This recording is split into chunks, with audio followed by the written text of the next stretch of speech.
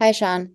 Do Hey, you have an update on Cam and have you guys made any progress about what his future with the team might be? I've not made any, I don't have any updates, but I know Les has talked to a handful of teams and, worked with David Mulgeta and seeing if there's some interest for him out there. And that's the direction that we're headed. Um, Everyone, including yourself, talked about how physical Puka has been. Obviously, we see it on the contested catches, but is there anywhere else, maybe on the practice field, where you see that really show up?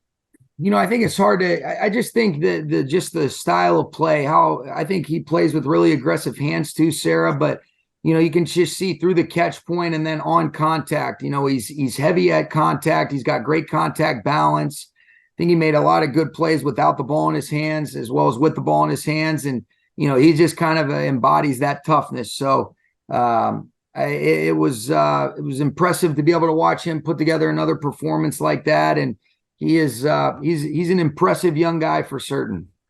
And then, is there a reason you chose to kick a field goal at the end of the game? Yeah, what we were trying to do is we were trying to be able to get a completion to where we kicked a field goal beforehand, with the opportunity to be able. We were trying to, if we had hit that deep in breaking route, it really would have worked out the way that we wanted to. We were going to try to kick a field goal right once we got into field goal position to then be able to kick an onside and try to give ourselves a real opportunity to win the game.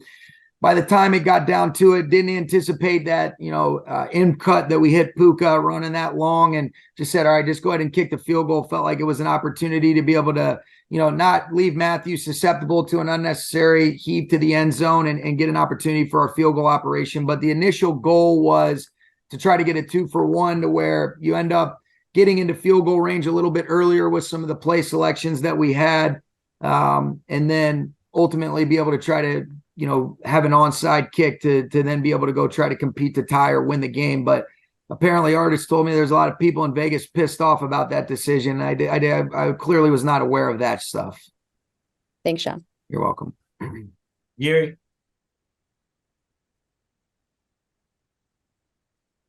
Gary, we can't hear you, man.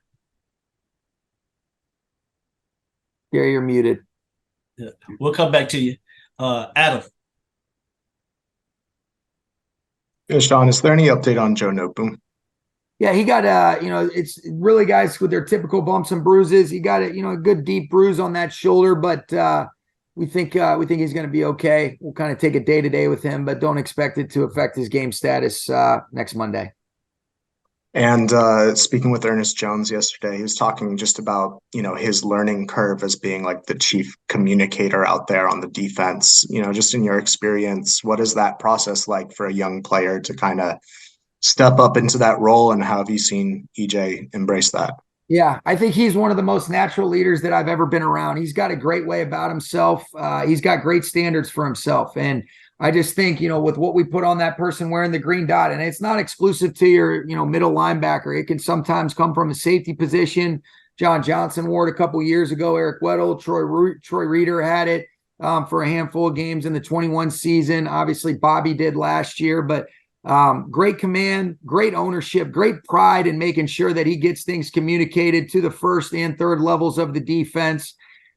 He's got high standards for himself, I think, but just the overall leadership that's so natural to him. He's got a magnetism. He's got an authentic energy about himself that I absolutely love. And he's got great just coachability and accountability. If there's something that doesn't go down the way that we want, he's first person to look inward, which is what I love. But he is a mentally and physically tough guy, and he's checking all the boxes for what we're looking for in a Ram. And I love Ernest Jones, and he's only going to continue to get better. But he's done a really good job, and he's only going to get better. Thank you. You're welcome. Jordan.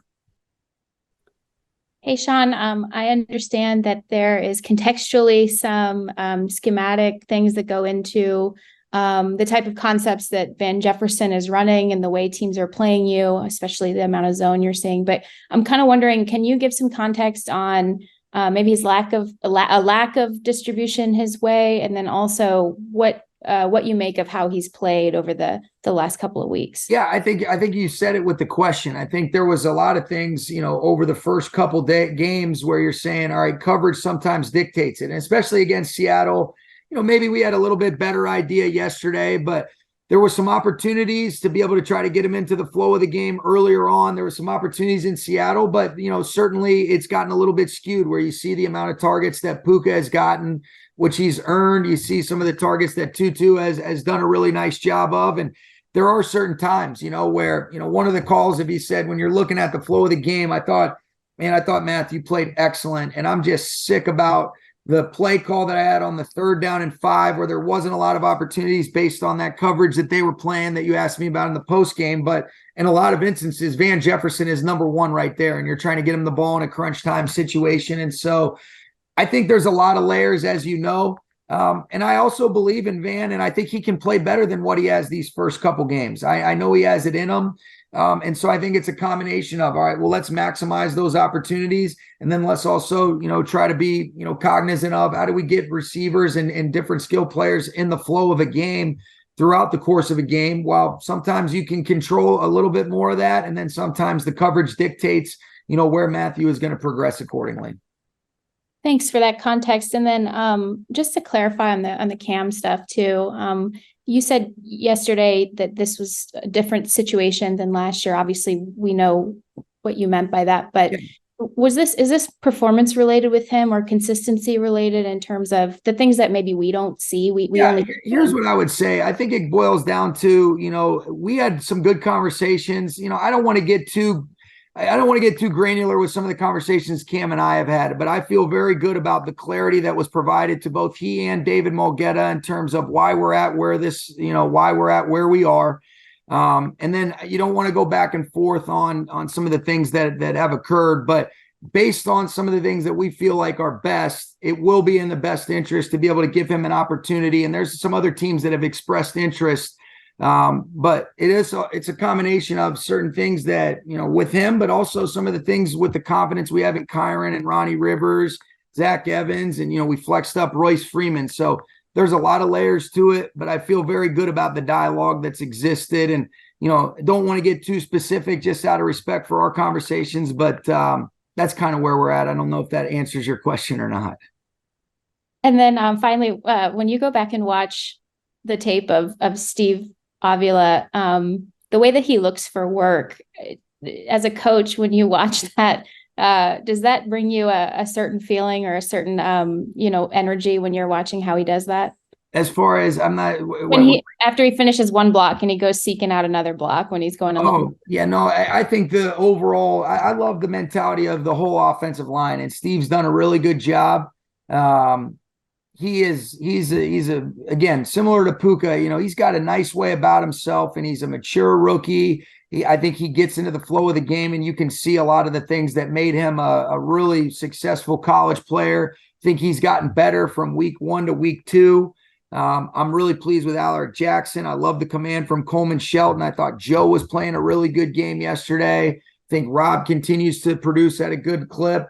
And then I thought Tremaine Ankrum came in. We had the one little miscommunication on the sack that we gave up. But other than that, I thought Tremaine came in and did a really nice job. But Steve and really that group as a whole, I think that's a huge tribute to those guys, number one. But I'm also really pleased with Ryan Wendell, the job he's done, Zach Cromer, Nick Jones. And, and then it's been great being able to have, Coach Munchak around as well, too. Yeah, sorry, real quick. Is he going to be on now? I know he's just maybe temp in camp, but is he on full time now? We're working through the specifics of that, whether it's a consulting or different things, but when he's around, it's great for the Rams. Thanks, Sean. You're welcome. Gary, let's try it again, man. Is this better, Sean? Can you hear me? It is better, Gary. Yes. Okay. So you have said that there's been some trade interest in Cam, but if you guys can't trade him, is he done with the Rams, or is there a chance he could come back? That won't be an opportunity. It'll be an opportunity to be able to move. I feel good about the opportunity to be able to move him, but we won't go back and forth on it. So if you can't find a trade partner, you will release him. I want to be careful to put the cart before the horse, but what I feel good about is a dialogue between myself and him, Les and David Mulgeta, and so that won't be something that is an option. That's correct.